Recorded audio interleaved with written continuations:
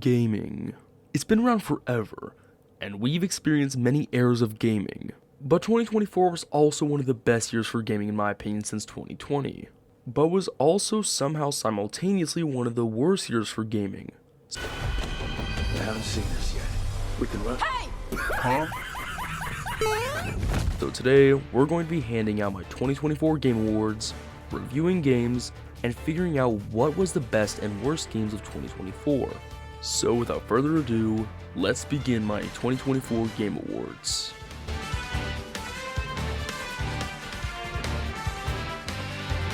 Our first category is Game Soundtrack of the Year. Now, this category, like every other, is opinion-based and is subjective. There will be multiple nominations, but there can only be one winner of each category. And while I would give a description of this category, it explains itself relatively well. Which 2024 game had the best soundtrack? And here are our nominees: Call of Duty Black Ops 6, Dragon Ball Sparking Zero, Final Fantasy VII Rebirth, Stellar Blade, and Elden Ring Shadow of the Erdtree. And out of these nominations, which game had the best soundtrack of 2024? Well, that'll go to Final Fantasy VII Rebirth. There's a reason that this game won Video Game Soundtrack of the Year as an actual award, and I believe that title is fully deserved. While yes, Stellar Blade and Dragon Ball Sparking Zero had banger soundtracks, Rebirth's was breathtaking, and if a video game soundtrack makes its way into my playlist, that's when I know it's amazing. Now for our next category, we have Best Video Game Art Style of the Year. Now, it's no secret that an art style is what separates a video game visually from its competitors, and plays more of a role than you may initially think.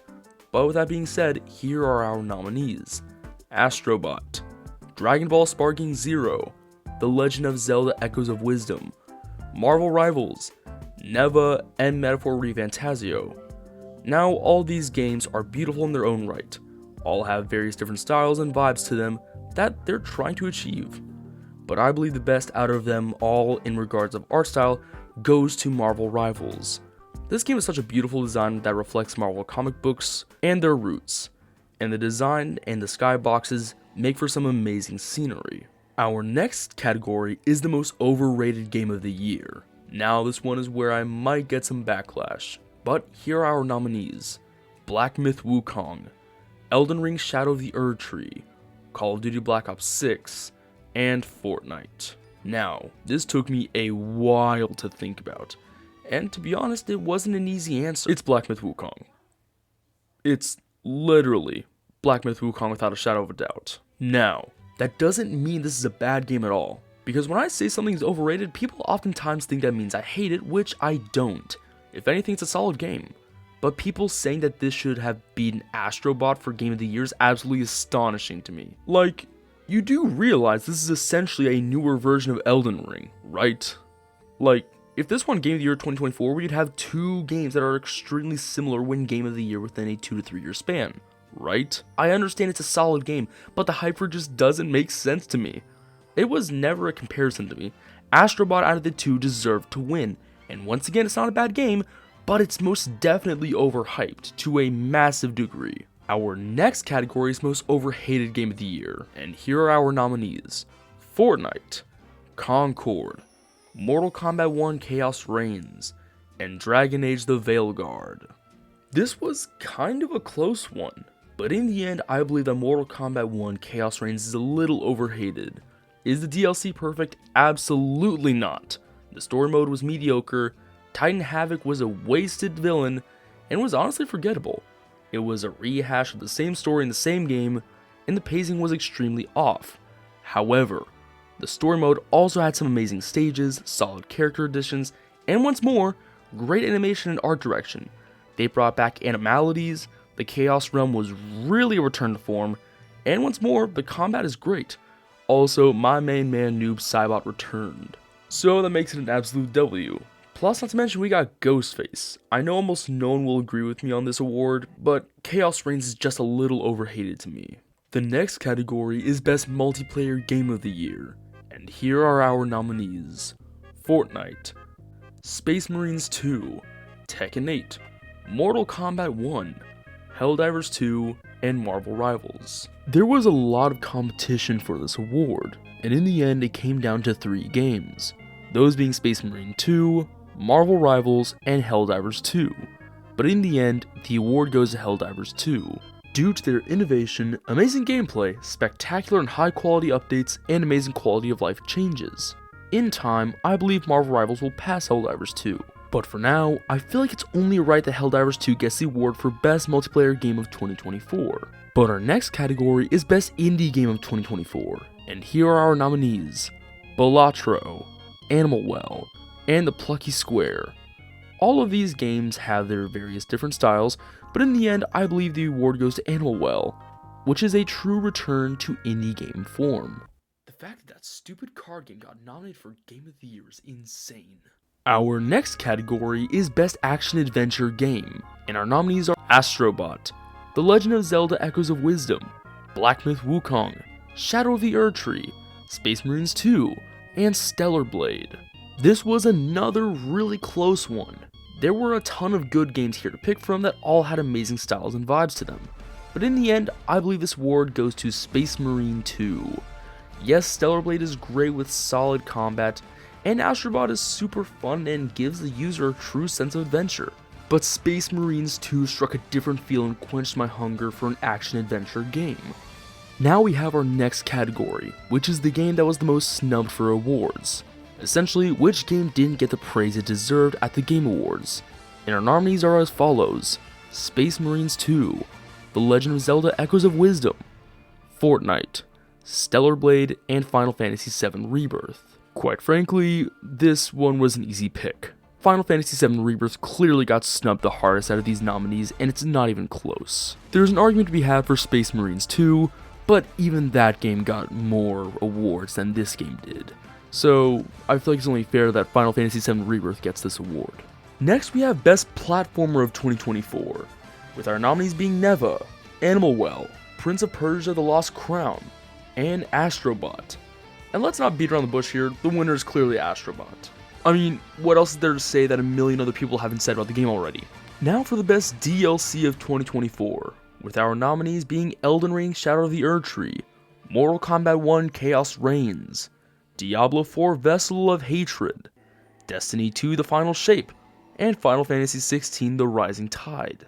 I'm not gonna lie, it was kinda close, with our top 3 being Elden Ring: Shadow of the Erdtree, Mortal Kombat 1: Chaos Reigns, and Final Fantasy XVI: The Rising Tide. But in the end, I went with Shadow of the Erdtree. Yeah, go ahead, boo me, but I don't care. I think it's a decent DLC for what it is, and in comparison to a lot of the DLCs on this list, they're just not as good as Shadow of the Erdtree. Now we have Best Fighting Game of 2024, and here are our nominees: Mortal Kombat 1, Tekken 8, Multiverses, and Dragon Ball Sparking Zero, with the winner of this category being Tekken 8. While yes, Sparking Zero was great and all, the game is quite imbalanced and I feel like the budget could have been used more to upgrade the cutscenes and much more. Now for one of my favorite categories of this whole video, the most anticipated games of 2025.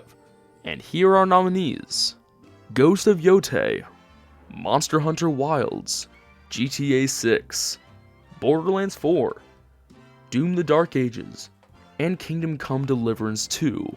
There are many amazing looking games on this list that have so much hype built up around them, but if I said anything other than GTA 6, then I wouldn't be a true gaming content creator, and if you say anything different, then I'm convinced you've never played a single game in your life.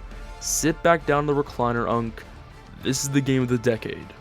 Now for a controversial one: Best Community Supported Game, and here are our nominees: Fortnite, Call of Duty Black Ops 6, Space Marines 2, Helldivers 2, and Baldur's Gate 3. Now, I know a lot of my viewers are fans of Fortnite, but if you legitimately think it's Fortnite, you are objectively incorrect. Do you know how atrocious the Fortnite community is? It's one of the most toxic online gaming communities to ever grace the gaming space.